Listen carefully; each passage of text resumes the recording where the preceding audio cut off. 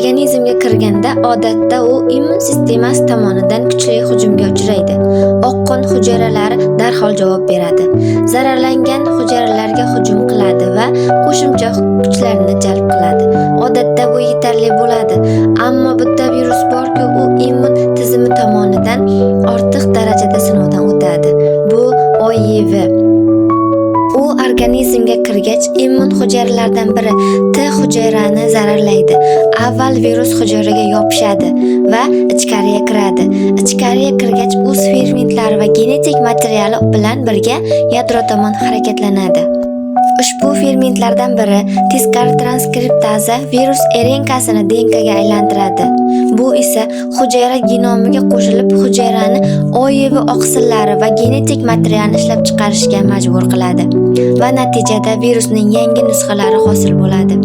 Bu yangi viruslar hujayradan chiqib, boshqalarini zararlaydi. Natijada OIV miqdori tezda oshib ketadi. Zararlangan hujayralar ichida cheklovchi omillar deb ataluvchi antiviral oqsillar virus ishlab chiqarishni to'xtatishga harakat qiladi.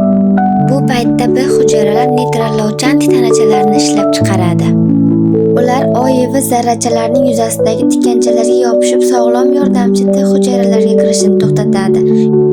Eng kuchli hujumni esa qotil T hujayralar va tabiiy killer hujayralar amalga oshiradi. Ular zararlangan hujayrani bevosita topib yo'q qiladi. Ular perforin deb ataluvchi oqsilni chiqaradi. Bu zararlangan hujayrani teshib ichiga fermentlar kirishiga imkon beradi. Bir muddat virus darajasi pasayadi, ammo OIV qarshi hujumni boshlaydi. U hujayraning antiviral oqsillarini ishdan chiqaradi. Natijada yangi virus zarrachalari hujayradan chiqib ketadi. Shuningdek, u hujayra ichida doimiy ravishda mutatsiyaga uchrab, aniqlanishdan qochadi. Immun tizimi ko'ra olmaydigan narsaga qarshi kurasha olmaydi. Oxir-oqibat immun tizimi charchab qoladi. Uzoq vaqt faollashgan qotil T hujayralar holdan toyadi va endi infeksiyaga javob bermaydi. Bundan tashqari, organizm jangda yo'q qilingan yordamchi T hujayralarining o'rnini bosadigan yangilarini ishlab chiqara olmaydi va natijada ularning soni keskin kamayadi. Yakunida organizmda immun yetishmovchilik yuzaga keladi va bu holat OIV deb ataladi. Davolashsiz, hatto odatda zararsiz mikroblar ham o'limga olib kelishi mumkin. Hozircha OIVni organizmda to'liq yo'q qilish usuli yo'q. To'liq davo mavjud emas va yashirin OIV rezervi davolash to'xtatilsa yana faollashadi.